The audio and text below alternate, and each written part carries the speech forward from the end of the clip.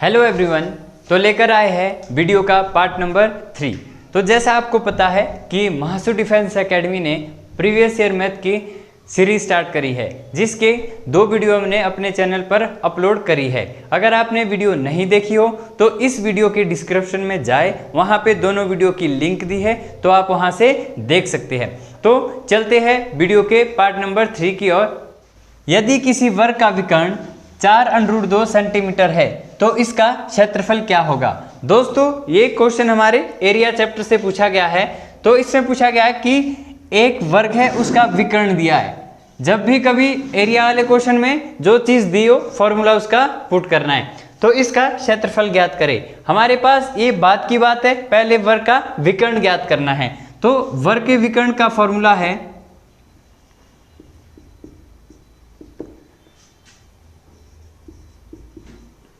वर्ग का विकर्ण बराबर है a√2। a यहाँ पे हमारे पास भुजा होगी, क्योंकि आपके जब आप इसका क्षेत्रफल का फॉर्मूला लगाओगे तो वर्ग का क्षेत्रफल होता है भुजा गुणा भुजा, या फिर आपका भुजा का स्क्वायर। तो आपके पास यहाँ से भुजा निकल के आ जाएगी। वर्ग का विकर्ण यहाँ पे दिया है, जो आपके पास वर्ग का विकर्ण है वो 4√2 इक्वल टू a√2। ये आपके पास वर्ग का विकर्ण है। ये आपके क्वेश्चन में दिया है कि वर्ग का विकर्ण 4√2 है, और यहाँ पे आपके फॉर्मूले से a√2 जो वर्ग का विकर्ण होता है वो a√2 होता है। तो आपके पास यहाँ से सामने कैंसिल आउट होता है, तो √2 से √2 कट जाएगा। यहाँ पे आपके पास 4 और यहाँ पे आपके पास a। तो आपके पास जो भुजा आ गई, यानी आपके पास जो a है वो भुजा के बराबर है, तो भुजा निकल के आ गई आपके पास 4। अब आपने वर्ग का क्षेत्रफल लगाना है। तो आपके पास वर्ग का क्षेत्रफल का जो फॉर्मूला होता है, तो क्षेत्रफल बराबर है भुजा गुणा भुजा, या फिर आप a का स्क्वायर। आप a को भुजा से डिनोट किया है, तो a का स्क्वायर, यानी आपके 4 का स्क्वायर। 4 का स्क्वायर कितना आता है 16, जो हमारा नेक्स्ट क्वेश्चन की ओर। 1 - 10² 45 upon 1 + 10² 45 equal to question mark. ये ट्रिग्नोमेट्री से पूछा गया है। तो यहाँ पे हमारे पास सबसे पहले इसकी वैल्यू पता होनी चाहिए। ट्रिग्नोमेट्री बहुत इजी चैप्टर है अगर आपको वैल्यू का पता हो। तो आपके यहाँ पे अगर क्वेश्चन देखिए 1 - 10² 45। अब यहाँ पे 10² 45 की वैल्यू, यानी 10 45 की वैल्यू आपको याद होनी चाहिए। तो आपकी जो 10 45 की वैल्यू है वो आपकी 1 होती है। तो आपका 10 45 का स्क्वायर, यानी आपके 10 45 की वैल्यू 1 होती है, तो 1 का स्क्वायर अपॉन आपके 1 + 10 45 की वैल्यू दी है यहाँ पे। तो आपके 10 45 की वैल्यू 1, तो आपका 10 का स्क्वायर दिया, तो 1 का स्क्वायर। तो यहाँ पे सॉल्व करके क्या आएगा, 1 - 1 का स्क्वायर कितना होता है 1 अपॉन 1 + 1 का स्क्वायर 1। तो आपके यहाँ से आपके 1 में से 1 गया, तो आपकी 0, यहाँ पे 1 और 1 2। तो आपकी ये जो वैल्यू निकल के आएगी वो आपकी 0 आएगी, और जो आपका राइट आंसर है। तो स्टार्ट करते हैं हमारा क्वेश्चन। पाइथागोरस प्रमेय के अनुसार 12 का square plus blank equal to 13 का स्क्वायर। तो हमारे पास अगर ये क्वेश्चन देखें तो इन्होंने 12 का square plus blank equal to 13 का स्क्वायर। तो हम यहाँ पे पाइथागोरस दिए, तो अगर आपको पाइथागोरस का पता हो तो ये हमारे पास a है, यानी a का स्क्वायर प्लस, अब ब्लैंक की जगह क्या आएगा आपका b का स्क्वायर बराबर है c का स्क्वायर। तो आपकी ये पाइथागोरस प्रमेय आ गई। तो अगर बात करें तो आपके a का स्क्वायर यानी आपके 12 का स्क्वायर प्लस b का स्क्वायर आपने निकालना है, c का स्क्वायर दिया यानी 13 का स्क्वायर। तो आपके 12 का स्क्वायर कितना होता है 144, ये आप याद कर ले, प्लस b का स्क्वायर बराबर है c का स्क्वायर। तो आपका c का स्क्वायर कितना आ जाएगा, c का मतलब c आपके पास 13 दिया, तो 13 का स्क्वायर होता है 169। तो यहाँ पे आपके b स्क्वायर अपनी जगह रहेगा, तो यहाँ पे आपके 169 भी अपनी जगह, यहाँ से 144 परे जाएगा, तो आपके 144 माइनस का हो जाएगा, क्योंकि यहाँ पे प्लस का है, परे जाएगा माइनस का हो जाएगा। तो b स्क्वायर की वैल्यू कितनी आ गई 169 में से आप 144 लेस करोगे तो आपका 25 निकल के आएगा। तो यहाँ पे आपके b की वैल्यू निकालनी है, तो b कितना आ जाएगा आपके √25। b की वैल्यू कितनी आ गई आपके 5। तो इन्होंने आपके b का स्क्वायर पूछा है, तो b आपके पास 5 आया है, यानी आपके पाइथागोरस की फॉर्म में लिखना है तो आप यहाँ क्या लिखोगे 5 का स्क्वायर, यानी यहाँ इन्होंने b स्क्वायर पूछा था तो आपने b स्क्वायर क्या लिखना है 5 का स्क्वायर आंसर। तो चलते हैं नेक्स्ट क्वेश्चन की ओर। दो संख्याओं का LCM और HCF 180 और 6 है। यदि एक संख्या 30 है तो दूसरी संख्या ज्ञात करें। तो क्वेश्चन में हमारे पास LCM दिया है, LCM आपके पास 180 है और HCF 6 है, और एक नंबर आपके पास यानी एक संख्या यानी पहली संख्या आपके पास 30 दी है, तो आपने दूसरी संख्या निकालनी है, दूसरी संख्या आपने निकालनी है। तो आपके पास यहाँ पे फॉर्मूला होता है LCM गुणा HCF बराबर है पहली संख्या गुणा दूसरी संख्या। जब भी कभी आपके पास ऐसा क्वेश्चन आएगा कि दो संख्याएं हैं, उसका HCF और LCM दिया है और एक संख्या है तो दूसरी निकाले, आपके पास ये फॉर्मूला उस समय प्रयोग होगा, यानी LCM गुणा HCF बराबर है पहली संख्या गुणा दूसरी संख्या। तो आपके पास LCM 180 दिया है गुणा HCF आपके पास 6 दिया है, पहली संख्या यानी एक संख्या आपके पास दी है, एक संख्या आपके पास 30 है और दूसरी आपने निकालनी है। तो यहाँ पे आपके सामने से सामने कैंसल आउट होता है, 0 से 0 कटी, 3 एकम 3, आप 3 से 6 को भी काट सकते हैं, 18 को भी काट सकते हैं, तो मैं 18 को काट रहा हूँ, 3 एकम 3 और 3 छिके 18, तो आपके ये निकल के आ जाएगा 6 गुना 6 बराबर है x, यानी छिका छिका 36 बराबर है x। तो आपके जो दूसरी संख्या थी वो निकल के आ गई 36, जो हमारा राइट आंसर होगा। अगला प्रश्न, यदि एक 240 मीटर लंबी रेलगाड़ी एक खंबे को 16 सेकंड में पार कर लेती है तो उस रेलगाड़ी की चाल क्या होगी। तो ये आपका टाइम एंड डिस्टेंस से क्वेश्चन पूछा गया है, जिसमें एक रेलगाड़ी की चाल ज्ञात करनी है। तो आप सभी को पता है चाल का फॉर्मूला, चाल बराबर है दूरी बटा समय। तो आपका जो चाल यानी स्पीड निकल के आई, डिस्टेंस, जो डिस्टेंस आपका यानी जो आपकी दूरी है वो 240 मीटर है, और आपका समय 16 सेकंड, समय आपका 16 सेकंड दिया है। तो आपकी स्पीड यानी चाल निकल के आ जाएगी 240/16। तो इसको आप अगर कैंसल आउट करोगे तो सबसे पहले इसको 2 से काटते हैं, 8 दूनी 16, यहाँ पे आपके 12 दूनी 24 यानी 120, फिर डायरेक्ट 8 से कर दो, 8 एकम 8, यहाँ पे आपका 8 एकम 8, 4 रिमाइंडर बचा, 4 से आपका 40, तो 8 पंजे 40, स्पीड आपकी आ गई 15 मीटर पर सेकंड। अगर आपकी मीटर पर सेकंड में ऑप्शन हो तो आपकी स्पीड 15 मीटर पर सेकंड में आएगी। अगर किलोमीटर में हो तो आप सभी को पता है कि जब आप मीटर पर सेकंड को किलोमीटर पर आवर में बदलते हैं तो आप 18/5 की गुणा करते हो, और अगर आपने किलोमीटर पर आवर को मीटर पर सेकंड में बदलना है तो आपके 5/18 की गुणा करनी है। तो यहाँ पे हमारे पास जो चाल है वो अगर ऑप्शन में आपके मीटर पर सेकंड हो तो आंसर ये होगा, और अगर ऑप्शन किलोमीटर पर आवर में पूछे तो आपकी जो स्पीड निकल के आएगी वो 15। अब मैंने बोला कि जब आप मीटर पर सेकंड को किलोमीटर पर आवर में बदलोगे तो आपने 18/5 की गुणा करनी है।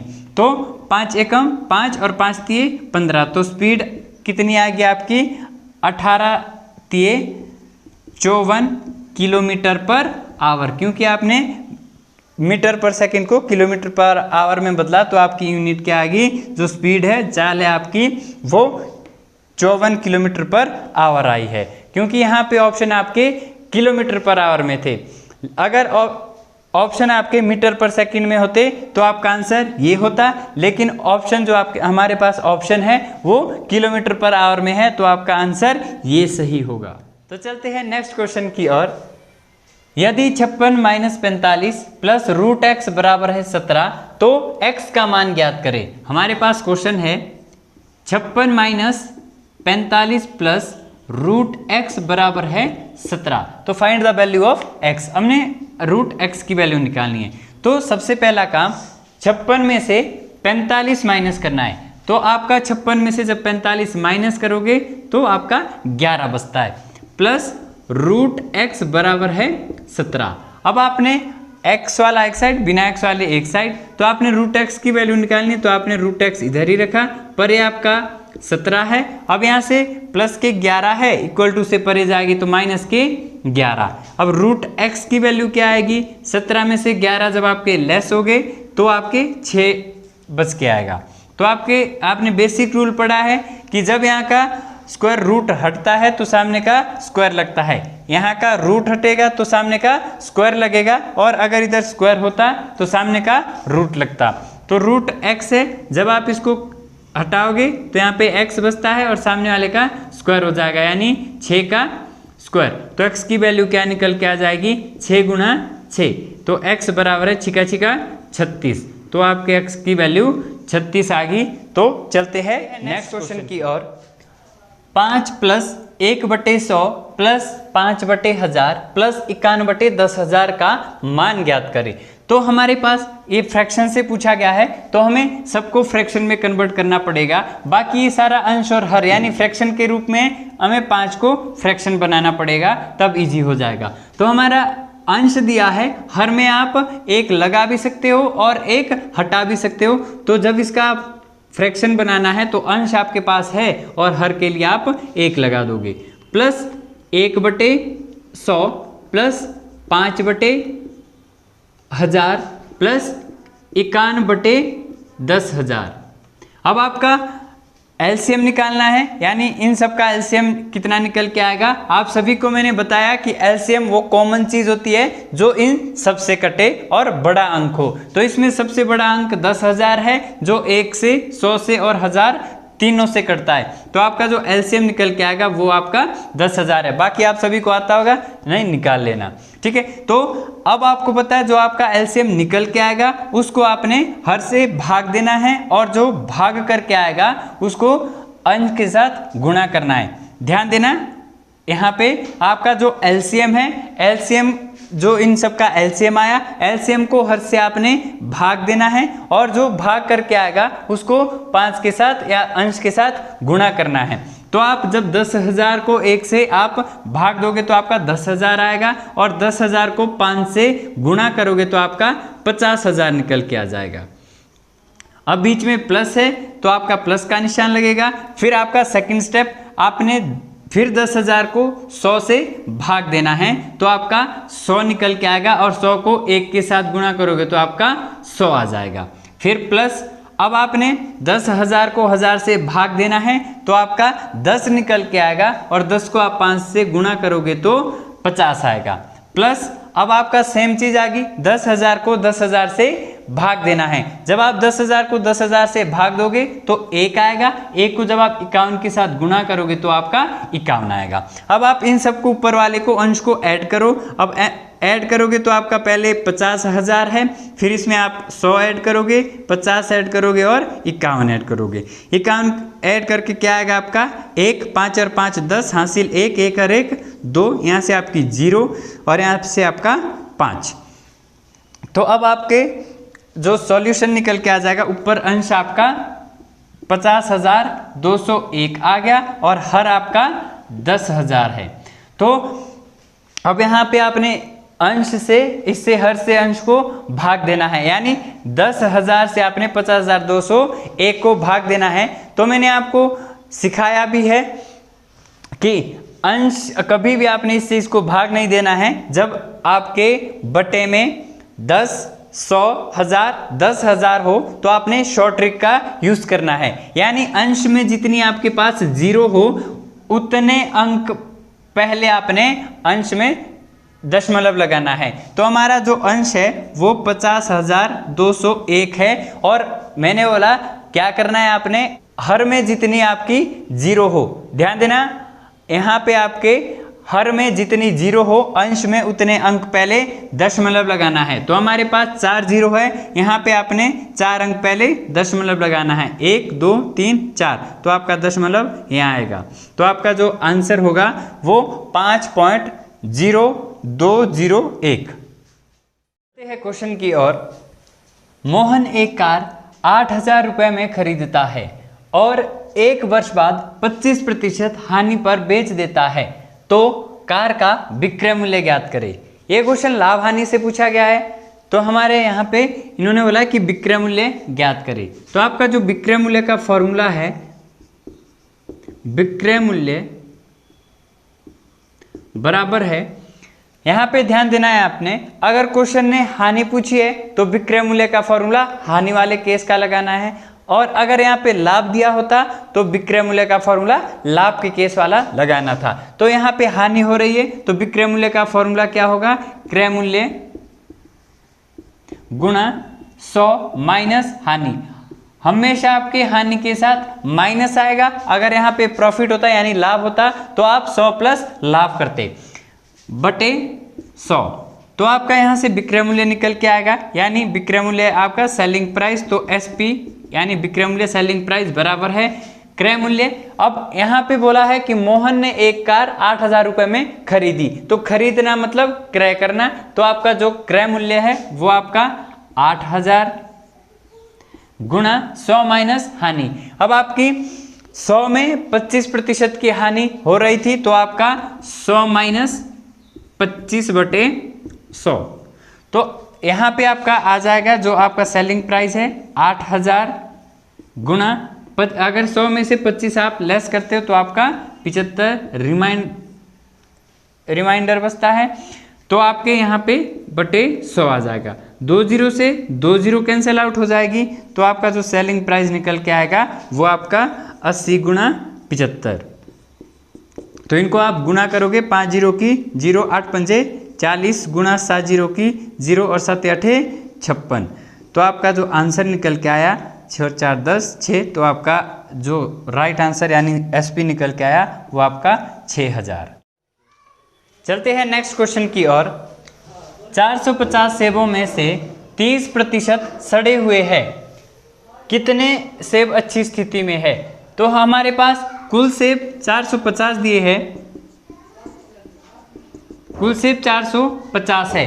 अब क्वेश्चन बोल रहा है कि 450 में से 30% सड़े हुए हैं, तो हमने 450 का 30% ज्ञात करना है। जब हमारा 30% निकल के आएगा तो वो सेब हमारे सड़े हुए हैं, तो हमारा 450 का 30% कितना आएगा, प्रतिशत रिमूव करने के लिए बटे में आपके 100, तो 2 जीरो से 2 जीरो कट जाएगी, तो यहाँ पे आपका 45 गुणा 3, अगर आप 45 गुणा 3 करते हो तो 3 पंजे 15 हासिल 1, 3 चौके 12 और 1 13, तो आपके 135 सेब, यानी जो आपके 450 सेब है उसमें से 135 सेब सड़े हुए हैं। कुल आपके पास 450 सेब है, 450 सेब में से 135 सेब सड़े हुए हैं। तो अब क्वेश्चन पूछ रहा है कि कितने सेब अच्छी स्थिति में है। तो हमारे पास 450 सेब कुल थे, उसमें से 135 सेब सड़े हुए हैं। तो जब आप कुल में से 135 जो सड़े हुए हैं उनको माइनस करोगे तो हमारे अच्छी स्थिति वाले निकल जाएंगे। तो 450 में से जब आप 135 माइनस करोगे तो यहाँ से हासिल लाई 10, 10 में से 5 गए 5, यहाँ पे 4 बचा है, 4 में से 3 गया 1, और यहाँ पे आपके 4 में से 1 गया 3, तो जो हमारे अच्छी स्थिति में है वो 315 सेब है, जो इसका राइट आंसर। चलते हैं नेक्स्ट क्वेश्चन की ओर। 2 की पावर 0 गुणा 3 की पावर 0 गुणा 4 की पावर 0 बराबर है क्वेश्चन मार्क। तो यहाँ पे आपने ध्यान देना है कि किसी भी संख्या की पावर अगर 0 हो तो उसका मान 1 होता है। नोट कर ले कि अगर आप किसी भी संख्या की पावर 0 हो, ये बेसिक रूल भी है, तो आपने ध्यान देना है कि किसी भी संख्या की पावर अगर 0 हो तो उसका मान 1 होता है। तो आपके पास क्वेश्चन में दिया है 2 रेज टू पावर 0 गुणा 3 रेज टू पावर 0 गुणा 4 रेज टू पावर 0। तो आपका 2 की पावर 0 का मान 1 गुणा 3 की पावर 0 का मान 1 गुणा 4 की पावर 0 का मान 1। तो आप 1 को जितने बार मल्टीप्लाई कर लो आंसर आपका 1 ही आ गया। तो 1 एकम 1 1 एकम 1, तो आपका आंसर क्या आ गया 1। चलते हैं नेक्स्ट क्वेश्चन की ओर। एक सही 127/216 का घनमूल ज्ञात करें। तो यहाँ पे हमारे पास मिक्स फ्रैक्शन में दिया है, तो हमें सबसे पहले इसको क्यूब की फॉर्म में लिखना पड़ेगा। एक सही 127/216। अब ये मिक्स फ्रैक्शन है तो इसको सिंपल फ्रैक्शन में कन्वर्ट करना पड़ेगा। तो यहाँ पे जब इसको सिंपल फ्रैक्शन में कन्वर्ट करेंगे तो 216 की गुणा 1 के साथ और अंश इसके साथ ऐड हो जाएगा। तो 216 एकम 216, ये 216 की 1 के साथ गुणा हुई तो 216 एकम 216 और इसमें 127 प्लस हो गया तो आपके 343 निकल के आएगा अपॉन 216। अब आपके जब आपने मिक्स फ्रैक्शन को सिंपल में कन्वर्ट किया तो आपके पास ये वैल्यू निकल के आएगी। अब पता करना है कि ये जो 343 है किसका परफेक्ट क्यूब है। तो जो 343 है वो 7 का परफेक्ट क्यूब होता है और 216 6 का।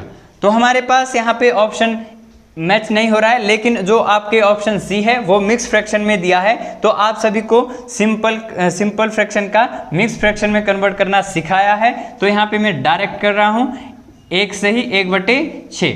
आप इसको कर लेना तो हमारा जो आंसर होगा वो ऑप्शन नंबर सी हमारा फाइनल। चलते हैं नेक्स्ट क्वेश्चन की ओर। एक गांव की आबादी 5000 है और 2% की दर से हर वर्ष बढ़ती है। 2 वर्ष बाद कितनी आबादी होगी। तो ये क्वेश्चन काफ़ी बार एग्जाम में पूछा गया है, इसलिए इसको थोड़ा सा ध्यान से देखना है। हमेशा जब भी आपके पास जनसंख्या वाला पूछा जाए तो इसका जो आपके पास फॉर्मूला है वो जनसंख्या गुणा 100 प्लस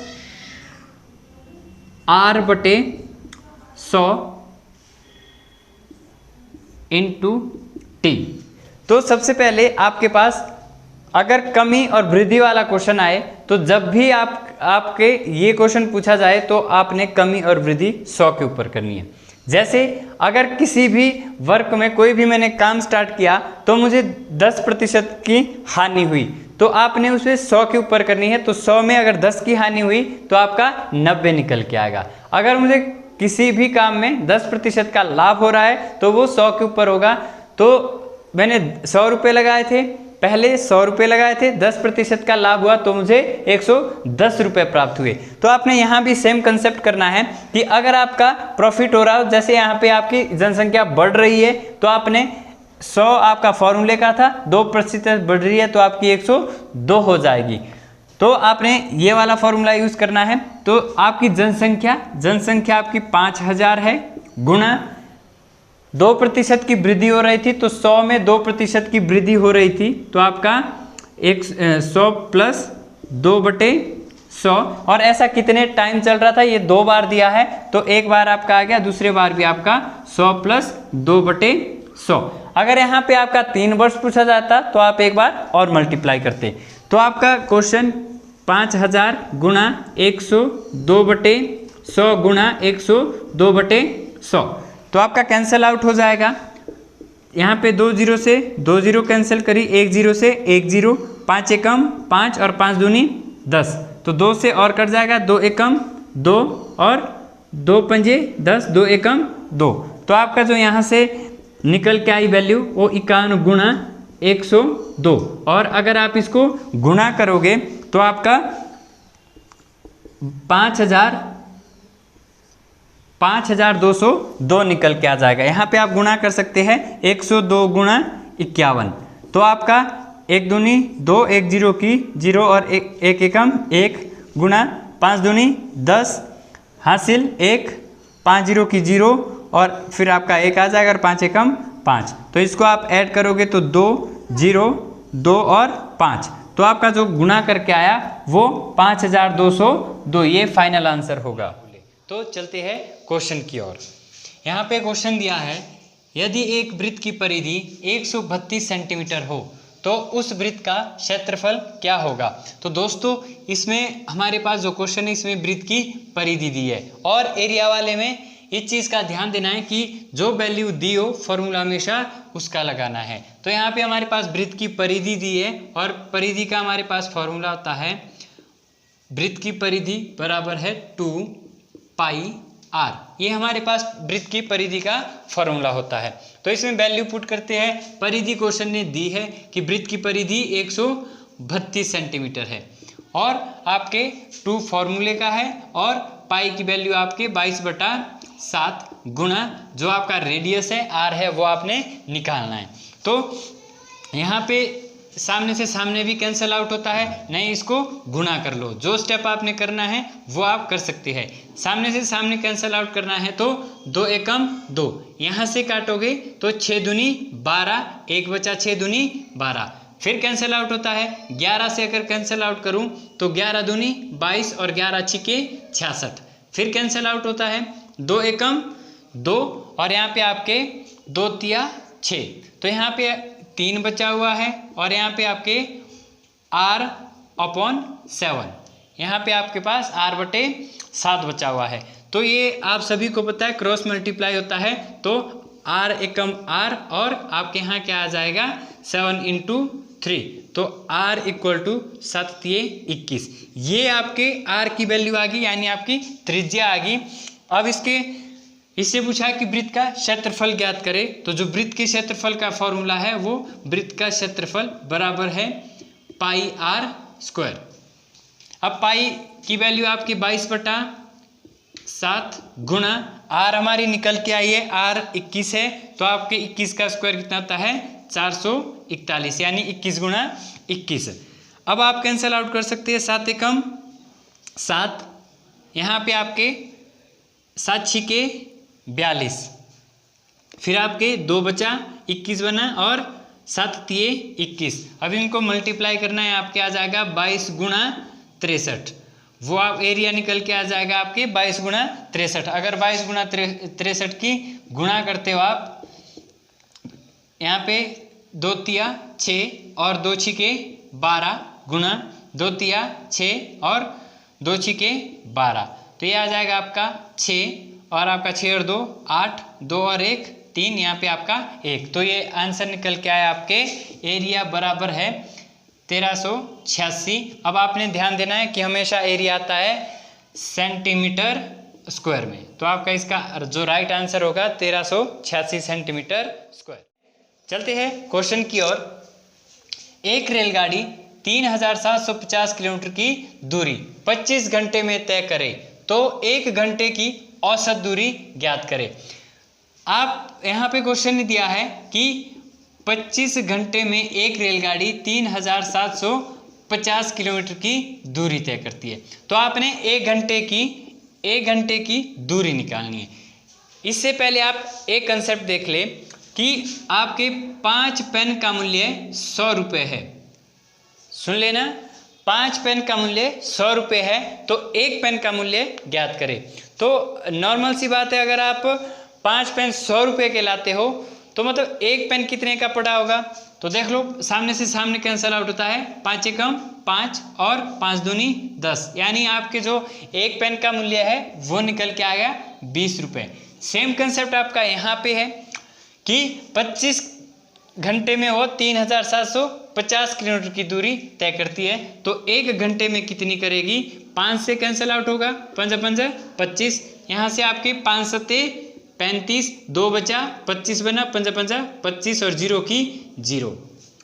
फिर आपके और करता है 5 से 5 एकम 5, 5 एकम 5, 2 बचते हैं 5 5 25 और 0 की 0। तो आपके जो यहाँ पे 1 घंटा बचा है, 1 घंटे की वैल्यू कितनी आ जाएगी 150 किलोमीटर। तो यही पूछा था कि 1 घंटे की औसत दूरी कितनी होगी, तो 1 घंटे में जो एवरेज स्पीड ट्रेवल करता है वो 150 किलोमीटर। तो दोस्तों ये थे हमारे आज के क्वेश्चन। तो अगर वीडियो अच्छी लगे तो वीडियो को अधिक से अधिक शेयर करें, लाइक करें तथा हमारे चैनल को सब्सक्राइब करना ना भूलें।